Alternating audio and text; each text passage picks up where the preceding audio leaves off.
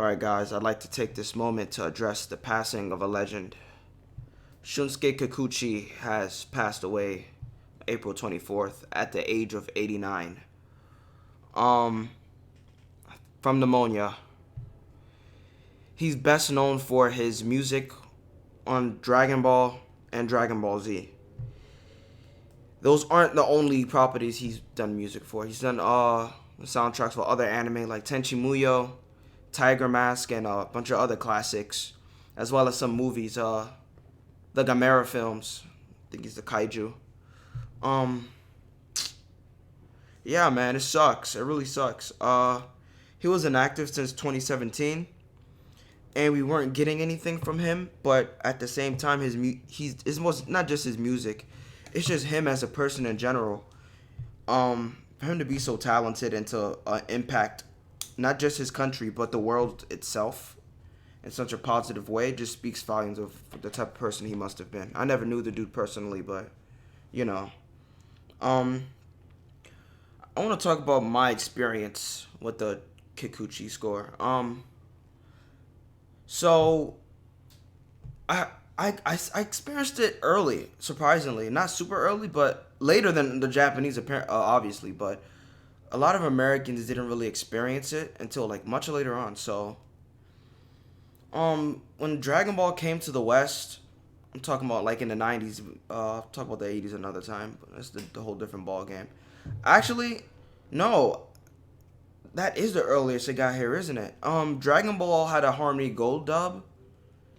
That it failed. It failed obviously. The dubbing was shit, but I believe the music was unaltered, and they kept the Kikuchi score. So, whenever the Harmony Gold dub got here, that was the first time That was the first time Dragon Ball got to America. Period. If I'm not mistaken, and that's the first time the Kikuchi score got here.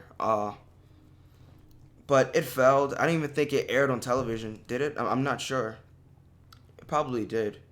It ended quickly because it failed, so no one really saw it, per se. Just like a small handful, I think. It's unfortunate, but later when Dragon Ball would come back to America, they would do the Dragon Ball Z. The Ocean Studio would do it in collaboration with Funimation. They would distribute it to America. In Ocean Studio, they edited Dragon Ball and they have their own original soundtrack. But surprisingly enough, when the Ocean Studio did the Dragon Ball Z movies, like I believe they did Dragon Ball Z Dead Zone, Dragon Ball Z World Strongest, and The Tree of Might. They did the first three movies, and surprisingly, not only did the Ocean dub change their script and decide to keep it uncut in terms of profanity and stuff like that, but they kept the Kikuchi score. So compare that to the Dragon Ball Z films. They're pretty much the only difference between the Ocean dub and Z films is, I guess, the voice actors, but it had the Kikuchi soundtrack, and it aired on television. The Kikuchi soundtrack aired on Tanami, I believe. I think that was in '97, if I'm not mistaken. Yeah, that would have been the first time I think it hit air. If the Harmony Gold dub wasn't, the Kikuchi soundtrack was, the Ocean dub version of the movies was the first time the Kikuchi soundtrack hit the airwaves. But after the Ocean dub would stop airing in America and switch to Funimation, Funimation would have their own American soundtrack, so we still wouldn't get any Kikuchi until around the Buu saga. Funimation began dubbing Dragon Ball, and they released it on Toonami with the Kikuchi soundtrack intact.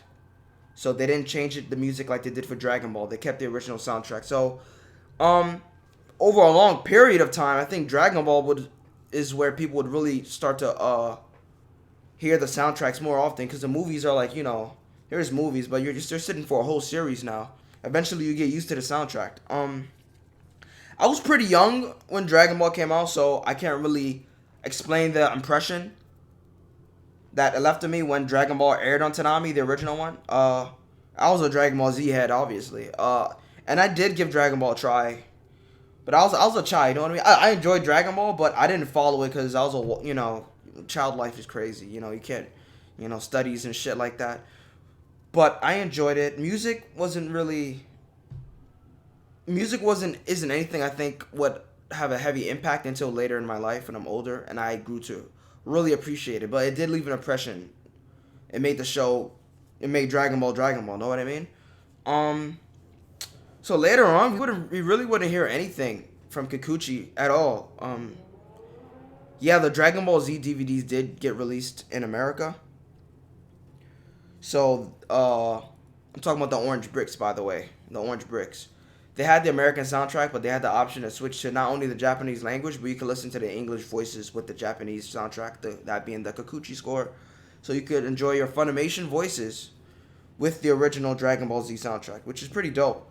Um, but the first time that the Kikuchi soundtrack actually left an impression on me has to have been around, I think, either 2010 or 2011.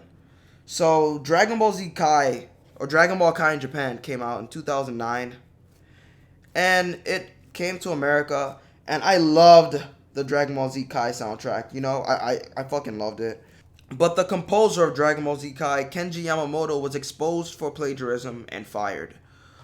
So Dragon Ball Z Kai had to reuse Kikuchi's music from Dragon Ball and Dragon Ball Z, and they didn't do a good job with it. What they did was they took a handful of songs, not that many songs, and for the entirety of the Android saga, you'd hear like the same song would like just play throughout the course of the series. It didn't really do Kikuchi justice, and it sort of made it like it didn't sound good in my opinion. It left a bad impression on me in terms of the Kikuchi soundtrack. And then like when they redid the earlier episodes, like from the Saiyan saga and the Namek saga, they did use more music, but it just wasn't good. It still didn't do it for me. But then one day I just decided to watch Dragon Ball. I was older at this time, teenager. And you know what? As I'm watching the show and I'm listening to the music, I understood what the music was supposed to be. I'm actually old enough to understand stuff now and appreciate things that I couldn't appreciate when I was younger. And I realized that this music was supposed to be emulating classic kung fu films from like the 70s. And then like I realized that wow, Dragon Ball is a martial arts based anime and manga. And the music, and I just bravo. This is what Dragon Ball was supposed to be. I realized I was experiencing what Dragon Ball was meant to be. I mean, the Bruce Falconer soundtrack, you know, it works for Dragon Ball. It was made for Dragon Ball, so you know it's still connected to Dragon Ball. But the Kikuchi soundtrack is the Dragon Ball and Z anime in a sense. It goes hand in hand with the animation. While the Falconer sound or the American soundtrack was made for the animation, the Kikuchi soundtrack was made with the animation and is a part of the animation. It's a part of its soul. It gives it a different vibe. It feels more like Dragon Ball. And it's fucking awesome. So right now, this is crazy. I think I've recently started rewatching Dragon Ball Z, but this time with the Kikuchi soundtrack, because I never watched Z with the Kikuchi soundtrack. Right now I'm up to the Buu saga.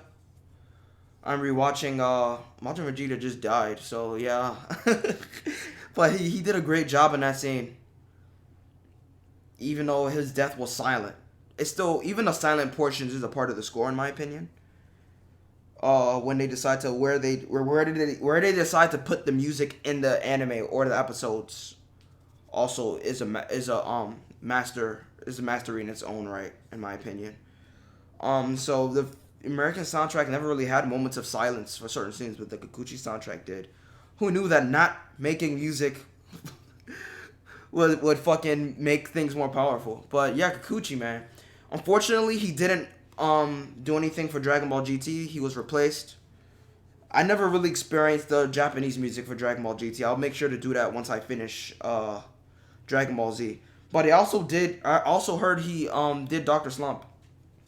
After I finish GT, I intend to watch the entire Dragon Ball series in Japanese, along with other Toriyama animations like Dr. Slump, Blue Dragon. I hope that's good. Dragon Quest. So yeah, I'm gonna try to experience Dragon Ball in its purest form ever. Well, that would be the manga, but in terms of anime.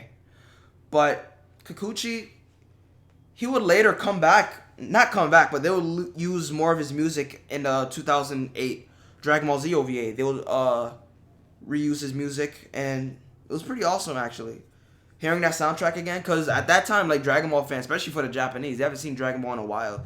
And the last time they watched Dragon Ball, it wasn't even with the Kikuchi music. It was from the GT soundtrack. So to see Dragon Ball come back with the name of Dragon Ball Z, this is Dragon Ball Z. They're redoing the intro. They have the old sound effects. Everything is hand-drawn. There's really nothing digital except the Goku and Vegeta's hair glowing when they go Super Saiyan. But everything is just so traditional in this new 2008 anime. It's like, wow, holy shit. And then we get the classic music. I really love that OVA. And that was another time. That was another instance. I think, actually, I watched that before the Kikuchi soundtrack took over Kai. So that was another ounce of exposure I had from this man's music. Really great. His art, I just love it, bro. Honestly.